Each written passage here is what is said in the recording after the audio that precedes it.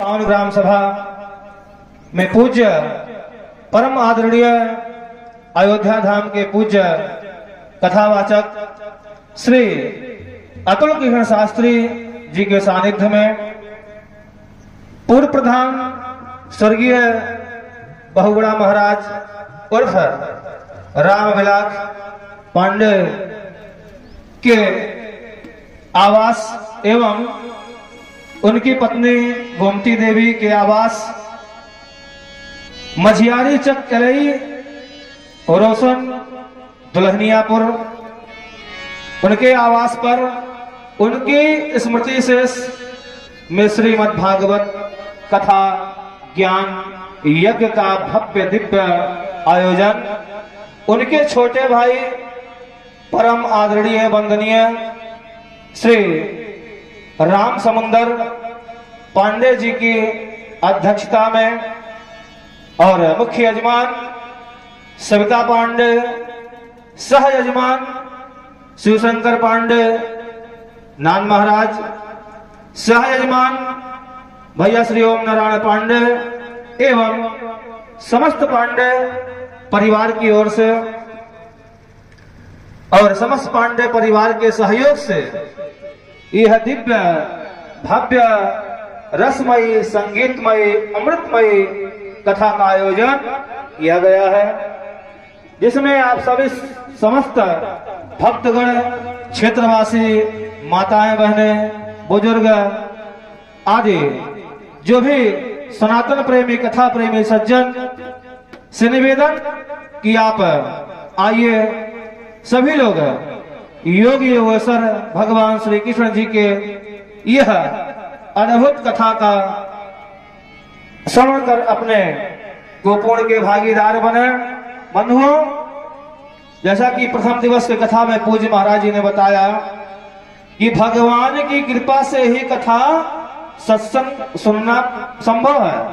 क्यों? क्योंकि शास्त्रों में आया कि भाग्योदयेन बहुजन्म समर्जितेन, एक दो चार नहीं, जब बहुत जन्मों का पूर्ण पुंज एक साथ उदय होता है तब क्या होता है? भाग्योदयेन बहुजन्म समर्जितेन सत्संगमं च लभते पुरुषो यदाव, तब आदमी को सत्संग का लाभ प्राप्त होता है। और सत्संग करने से क्या होता क्या है? हम कथा क्यों सुने? कथा सुनने से क्या होगा? तो इसी में उसका उत्तर है कि अज्ञान हेतु मोह मदांधकार, ये जो अज्ञान रूपी माया हमारे हृदय पटल पर विराजमान है, इसका नाश होता है। और जब नाश होता है तो क्या होता है? दोदयते विवेक, विवेक अंदर से जागृत होता है। क्या करणीय है और क्या अकरणीय है, क्या करना है क्या नहीं करना है। कथा हमको यही सिखाती है। प्रथम दिवस की कथा में पूज्य महाराज जी ने बताया था कि गौकर्ण और धुंधकारी के प्रसंग में आत्मदेव जी ने सत्संग किया तो भागवत के दशम स्कंद का पाठ करके मुक्त हुए, और धुंधली ने सत्संग नहीं किया तो अंधकूप में जाके गिरी।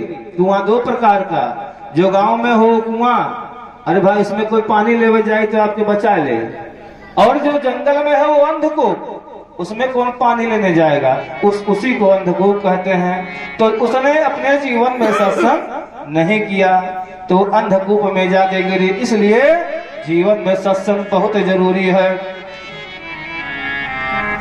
जब बहुत जन्मों का पूर्ण पूज्य एक साथ उदय होता है तब हम बड़े बड़भागी होते हैं, और हमारे पितर जिनकी संतानों से भागवत कथा के आयोजन की रुचि एवं क्षमता होती है।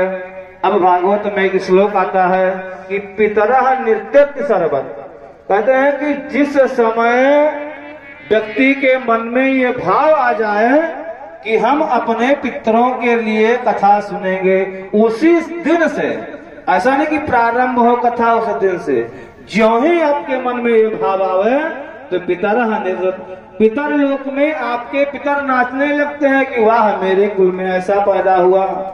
देखिए कहता है ना कि अगर आपको मान लो गलत काम करना है कोई, तो अयोध्या में भी चोरी होता है, तो इन्हों पितर कहा तुझे कि कहो तुम्हें चोरी करे रहा तो दिल्ली बम्बई कलकत्ता जाते हो, यह तुम्हें तीर्थ स्थल पे मिला चोरी करने के लिए जगह मिला था।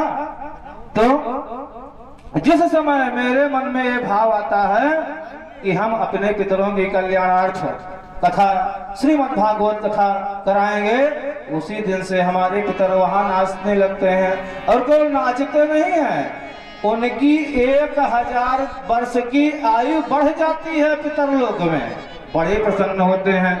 अच्छा, आप कोई भी आदमी अगर आशीर्वाद देता है तो कहता है जियो, खुश रहो, प्रसन्न रहो, यशस्वी भव, चिरंजीवी भव आदि आदि। लेकिन पितर बहुत तगड़ा आशीर्वाद देते हैं। क्या देते हैं? पितर का आशीर्वाद दूसरे तरह है। कैसे है? गोत्रम नो वर्धनताम, आपके गोत्र की वृद्धि हो। और गोत्र की वृद्धि कब होगी? जब आपके यहाँ संतान या बच्ची कोई भी पैदा होगा। गोत्रम नो वर्धनताम वेदा संततिरेवचा, और ऐसे न पैदा हो कि पशु जैसे। वेदा संततिरेवचा, वेद में शास्त्र में श्रद्धा रखने वाले पैदा हो। वेदा संततिरेवचा श्रद्धा चानो बहुदेयम, कृपण ना हो, कंजूस ना हो। वेदा संततिरेवचा दानी हो, ज्ञानी हो। इस तरह पितर का आशीर्वाद बहुत अद्भुत आशीर्वाद होता है, तो वो हमको प्राप्त होता है। उसके प्राप्त होने से हमारे गोत्र में वृद्धि होती है।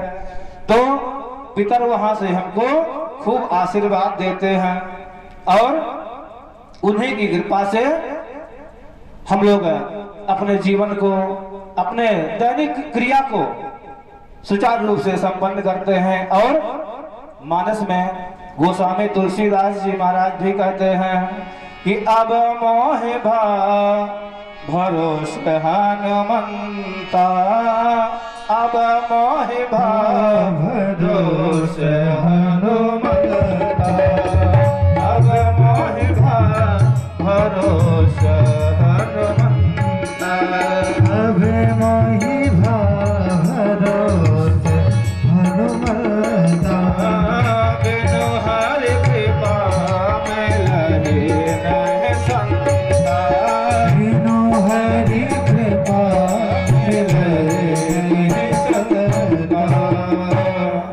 बाबा ने कहा कि अब मोहि भरोसे हनुमंता।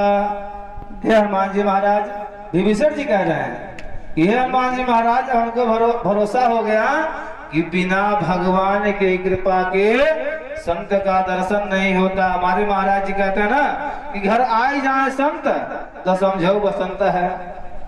तो संतों की कृपा, बिना भगवान के कृपा के संत का दर्शन भी बड़ा दुर्लभ है। और आइए एक बार पुनः हम लोग श्री कृष्ण को स्मरण करते हुए, उनको प्रणाम करते हुए इस भव्य दिव्य अमृतमय रसमय संगीतमय कथा की भागीदार बने। एक बार पुनः जहां तक मेरी आवाज जा रही है वहां तक के समस्त कथा प्रेमी सज्जन, माताएं, बहनें, समस्त ग्रामवासी, क्षेत्रवासी, आज हम लोग कथा के तृतीय दिवस में प्रवेश करेंगे। उससे पूर्व अभी हम लोग श्री हनुमान चालीसा के माध्यम से हनुमान जी महाराज जी को पुष्पांजलि अर्पित किए, और अब से कुछ ही क्षणों में पूज्य महाराज जी मंचासीन हो रहे हैं। और तब तक हम अपने सामवेद का गायन करने वाले समस्त कलाकार बंधुओं से निवेदन करेंगे कि वो पुष्पांजलि रूपी भजन श्री हनुमान जी महाराज के चरणों में अर्पित करें। आइए हम लोग भजन श्रवण करते हैं, तब तक पूज्य महाराज जी का आगमन हो रहा है। धन्यवाद।